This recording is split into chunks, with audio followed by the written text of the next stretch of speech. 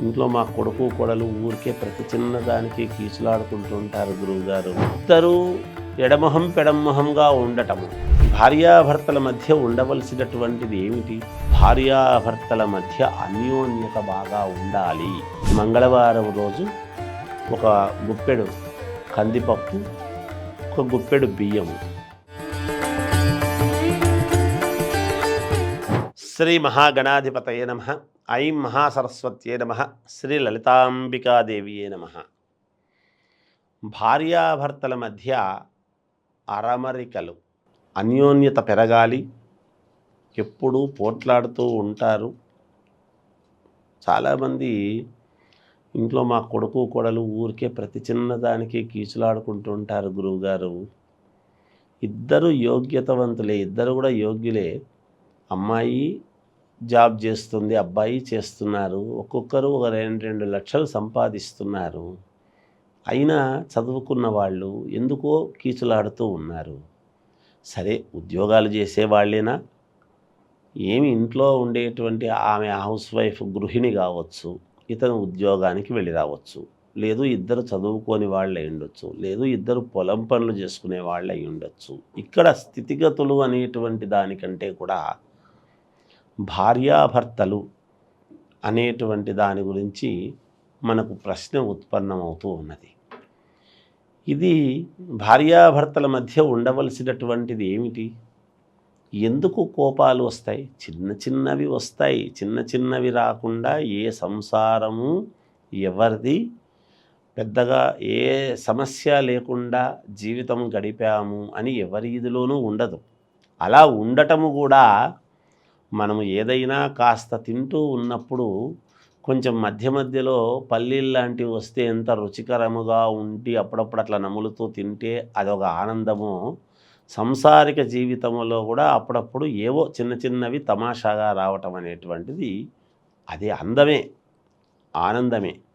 అయితే అటువంటివి వచ్చినప్పుడు కొంతమందికి ఏమవుతుంది అంటే, నన్ను నువ్వంటావా, మరి పెళ్లినాటి ప్రమాణాలకు అర్థం ఏమిటి అని అప్పుడు గుర్తొస్తాయి మనకు పెళ్లినాటి ప్రమాణాలు అనేటువంటివి. ఈ పోట్లాడుకున్నప్పుడు ఆ రోజు ఈ ప్రమాణం చేశాము కదా, మరి నాకు చెప్పకుండా ఏమీ చేయను అని అన్నావు కదా, మరి ఇప్పుడు చేస్తున్నావే అని ఇట్లాంటివన్నీ ఆధిపత్యం కోసం చూస్తుంటారు. భార్య మీద పెత్తనం చెయ్యాలి అని ఇతనికి, లేదు నా భర్త నా చెప్పు చేతల్లోనే ఉండాలి అని అనుకోవటం ఆమెకు. ఇలా ఉండేటువంటి దాని వలన కొన్ని సమస్యలు వస్తూ ఉంటాయి. తప్పు కాదు, ఏ స్త్రీ కూడా భర్త యందు తన భర్త తన ఇదిలో ఉండాలి, నా భర్త నాకు సొంతము అని ఆ మాట ఆ స్త్రీ కోరుకుంటుంది. అంటే ఆ భర్త యందు ఎంత ప్రేమ అనురాగము ఉంటే కదా కోరుకుంటుంది, అంతే కదా దాని అర్థం. దాంట్లో దాని వెనకాల ఉండేటువంటి అంతరార్థాన్ని గనక మనం అర్థం చేసుకున్నాము అంటే భార్యాభర్తల మధ్య కోపతాపాలు అనేటువంటివి లేకుండా ఉంటాయి. అన్యోన్యత అనేటువంటిది చాలా అవసరం. అంటే ఈ రోజుల్లో జాతక రూపేణ జాతకాలు చూస్తాము, జాతకాలు చూసే వివాహాలు అవి జరుగుతూ ఉంటాయి. జరిగిన తర్వాత కొంతకాలానికి చూసాం కానీ గురువుగారు బాగుందన్నారు, ఆ రోజు గురువుగారు అన్నీ చెప్పారు, ఎందుకో వీళ్ళు ఎప్పుడూ పోట్లాడుతూనే ఉంటారు గురువుగారు, ఎప్పుడు ఇదవుతారా అని. చాలా వరకు అనేక రకాల సమస్యలు పోట్లాడుతూ ఉండి జీవితాన్ని సాగిస్తూనే ఎన్నేళ్ళైనా వీళ్ళు 50 ఏళ్ల నుంచి పోట్లాడుతున్నారు. భార్యాభర్తలు ఇద్దరు పోట్లాడుతుంటారు, మళ్ళీ సాయంత్రం అయితే ఒకటవుతుంటారు అంటే అది వేరు, అది ఉంటాయి చాలామందికి. కానీ ఇక మాట్లాడుకోకుండా పోవటం, ఇద్దరూ ఎడమొహం పెడమొహంగా ఉండటము, ఇంకా నీవెవరో నేనెవరో అన్నంత ఈగోయిజాలకు పోవటము, నువ్వన్నావు కాబట్టి నువ్వే ఫోన్ చెయ్యాలి, నన్ను నువ్వే వచ్చి మా అమ్మ వాళ్ళ ఇంటికి వచ్చి నన్ను బంగపై నువ్వు తీసుకుపోవాలి అనేటువంటి ఇదితోనూ, లేదా అనుకొని నువ్వు కదా వెళ్ళావు నేనెందుకు రావాలి, నేనేమన్నా పొమ్మన్నానా, ఈ ఇల్లు నీది కదా, నీకు బాధ్యతగా ఉండి చేసుకోవాలి కదా, పోట్లాడు ఎంతసేపు అయినా, నేను దానికి సమాధానం చెప్తాను, ఎవరు వెళ్ళిపోమ్మన్నారు అనేటువంటి ఇదితో ఇతడును ఇలా అనుకునేటువంటి సందర్భాలు చాలా ఉంటాయి. స్త్రీకి కొంచెం ఆత్మాభిమానం ఎక్కువ. ఏ మాటకు ఆ మాట చెప్పుకోవాలి అంటే. అందుకే మనకు పరమేశ్వరుడు కూడా హాలాహలము తెచ్చి ఎవరయ్యా మింగుతారు, ఎవరు మింగగలరు అంటే ఇంకెవరు, పరమేశ్వరుడు తప్ప ఎవరు మింగడానికి సాహసించరు, ఆయనైతేనే చేయగలుగుతాడు అని అన్నప్పుడు మనకు సృష్టికి మూలము అయినటువంటి ప్రప్రథమైనటువంటి ఆది దంపతులు అంటాం పార్వతీ పరమేశ్వరులను. ప్రతి వివాహ వ్యవస్థలోనూ గౌరీ పూజ అని అమ్మవారి పూజ చేస్తాం. ఎందుకు? నిత్య సుమంగళి కాబట్టి ఆమె గౌరీదేవి. అందుకని గౌరీదేవి పూజ చేస్తాం. అందుకని అలా స్వామి దగ్గరికి తీసుకురాగానే ఆ హలాహలాన్ని అందరూ ఒక్కసారి స్వామి ఏం చేసినాడు, గడగడ తాగేయలేదు, ఒక్కసారి అమ్మవారి వైపు చూశాడట. ఏమిటి మరి అంటే అమ్మవారిని అడిగాడు.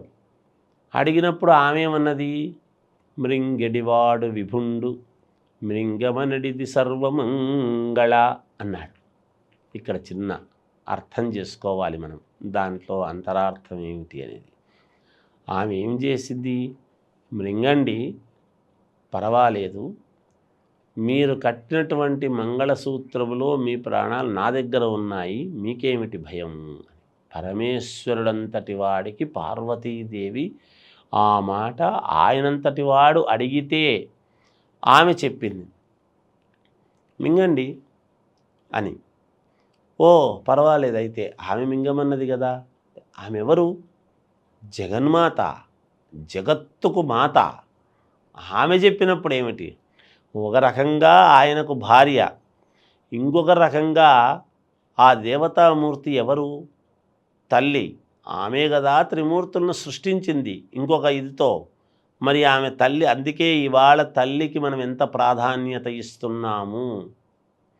ఏదైనా ఒక పిల్లవాడికి తిండి పెట్టేటప్పుడు తల్లి సరిగ్గా ఉందా లేదా అని చూసి పెడుతూ ఉంటుంది. అటువంటి ఇదితో ఆమె అన్నపూర్ణాదేవి, ఆమె సర్వమంగళ గౌరీదేవి ఆమె. అటువంటి ఆమె మింగమంటే ఆయన మింగాడు అని మనం వింటున్నాం. చరిత్ర చెబుతూ ఉన్నది, ధర్మము చెబుతూ ఉన్నది, శాస్త్రము చెబుతూ ఉన్నది. మనం ఏది శాస్త్రమో అది మాట్లాడుకోవాలి.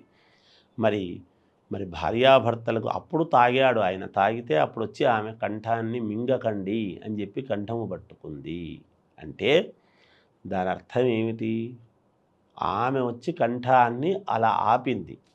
ఎందుకు? మీరు కట్టినటువంటి మంగళసూత్రాలు నా మెడలో ఉన్నాయి కాబట్టి అని అన్నప్పుడు ఆమె కాపాడుకోవాల్సినటువంటి బాధ్యత కూడా ఆమెదే కదా మరి ఆయనను. అందుకనే ప్రతివాడు బయటికి వెళ్ళేటప్పుడు భార్యకు వెళ్ళొస్తా అని చెప్పి వెళితే ఆమె ఏమనుకుంటుంది అంటే, మనస్సులో స్త్రీమూర్తి యొక్క గొప్పతనం ఎంత గొప్పది అంటే, నా భర్త సాయంకాలం వస్తాడు అనుకుంటే ఎటువంటి ప్రమాదము చిన్న చిన్న జరిగినా అవి తప్పిపోయి భర్త ఇంటికి చేరతాడు. ఎందుకు? ఆమె ఇంట్లో ఉండి నా భర్త సాయంత్రం 5 ఎప్పుడవుతుందా అని గడియారం వైపు చూస్తూ సాయంత్రం అయితే వచ్చేస్తారు మా ఆయన. రాగానే ఏదో కాఫీ ఇవ్వాలి, రాగానే ఏదో మజ్జిగ ఇవ్వాలి, ఎండాకాలం అయితే రాగానే ఏదో అది ఇది ఇవ్వాలి, నేను ముఖం కడుక్కొని నా భర్తకు కళకళలాడుతూ కనపడాలి. ఎందుకు? ఇంటి ఇల్లాలు దీపం. దీపం అంటే లైట్లని కాదు దాని అర్థం. ఏదో రోజు ఇంటికి ఇల్లాలు అంటే ఏదో ఒత్తులేసి వెలిగించేసి దీపారాధన చేస్తుంది అనేటువంటిది కాదు. అది కాదు. వీడి జీవితానికి వెలుగునిచ్చేదే ఇల్లాలు. వీడి జీవితము దేదీప్యమానముగా. ఇప్పుడు అరుణాచలంలో కొండ మీద ఒక ఇది వెలిగిస్తారు. అలా మేము జ్యోతిని చూసాము అంటూ ఉంటారు. అయ్యప్ప స్వామి జ్యోతిని చూసాము అంటారు. ఇలా జ్యోతి వెలిగినప్పుడుగా అఖండ ఖ్యాతితో ఎలా అయితే వెలుగుతుందో ప్రతి పురుషుడి యొక్క జీవితము అలా వెలుగుతూ ఉండటానికి స్త్రీమూర్తి కారకురాలు అవుతుంది.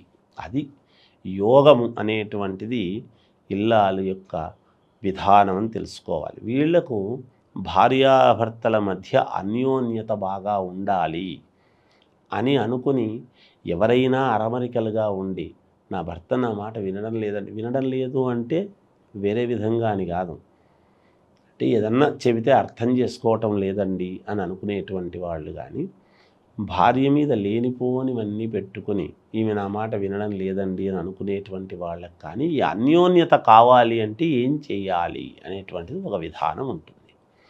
మీరు ఏం చేయాలి అంటే అన్యోన్యత కావాలి, బాగుండాలి అనుకున్నప్పుడు ఒక పిరికెట్లో, మనకు పిరికెట్ అంటే గుప్పెడు, ఒక గుప్పెట్లో కందిపప్పు మంగళవారం రోజు మీరు చేయాల్సినటువంటిది. మంగళవారం రోజు ఒక గుప్పెడు కందిపప్పు, ఒక గుప్పెడు బియ్యము, ముందుకు కందిపప్పు ఒక ప్లేట్లో వేసి మళ్ళీ బియ్యము కూడా వాటి మీదనే వేసి దాని మీద ఒక తుమలపాకు పెట్టి మామూలుగా గణపతి అష్టోత్తరం చదివి దాని మీద కుంకుమ వేయండి. ఆ తుమలపాకులో గణపతి అష్టోత్తరం అందరికీ తెలుసు కదా, అందుకని గణపతి అష్టోత్తరం చదివి అక్కడ కుంకుమ వేసి ఆ కుంకుమ ధరించండి. భార్య భర్తల యొక్క అన్యోన్యత అనేటువంటిది తప్పకుండా మేలు జరుగుతుంది. ఇది నేనే చేయాలనా, మా ఆయన చేయాలనా అనేటువంటిది కాదు. నేను చెప్పేటువంటి వీడియో చూస్తూ ఉన్నప్పుడు ఎవరు చేసినా, ఏ ఒక్కరు భర్త కోసము భార్య చేసినా సంతోషమే. భార్య కోసము భర్త మగవాడైనా ఎందుకు చేయకూడదు? కావాలి అనుకున్నప్పుడు ఎవరైనా చేయవచ్చును. ఇవి చేసుకోండి, అరమరికలు తగ్గుతాయి. తప్పకుండా అన్యోన్య దాంపత్యముగా మీకు మేలు జరుగుతుంది. ఎందుకు వినాయకుడికి చెప్పాను అంటే, పరమేశ్వరుడు వచ్చినప్పుడు అడ్డగించినటువంటి వాడు వినాయకుడే పార్వతీదేవిని. అందుకని ఆయన ద్విముఖుడు, ద్విజన్ముడు, మళ్ళీ ఆయన్ను శిరచ్ఛేదం చేసి బతికించినటువంటి ఇది పరమేశ్వరుడే కాబట్టి, త్రిమూర్తులు కాబట్టి, భార్యాభర్తల మధ్య ఏమిటి నా కొడుకుని ఇచ్చేసినారు నా వచ్చి కించిత్ వాళ్ళ మధ్య చిన్న వాదోపవాదం జరిగితే మళ్ళీ వాళ్ళు కలిసిపోవడానికి కూడా గణపతే అక్కడ యోగవంతుడైనాడు. అంతేకాకుండా మనకి ఈ విఘ్నాలన్నీ తొలగిపోవటానికి వినాయకుడి యొక్క ఇది చాలా అవసరము. అలా చేయండి, ఆ బొట్టు పెట్టుకోండి. ఇలా ఒక 9 మంగళవారాలు చేయండి. తప్పకుండా మీ అన్యోన్య దాంపత్యానికి ప్రతీకగా మీరే కొట్లాడిన వాళ్ళు రేపొద్దున ఇంకొకరికి మిమ్మల్ని చూసి ఆదర్శవంతులుగా మారటానికి యోగం ఉంటుంది అని తెలియజేస్తూ జయోస్తు.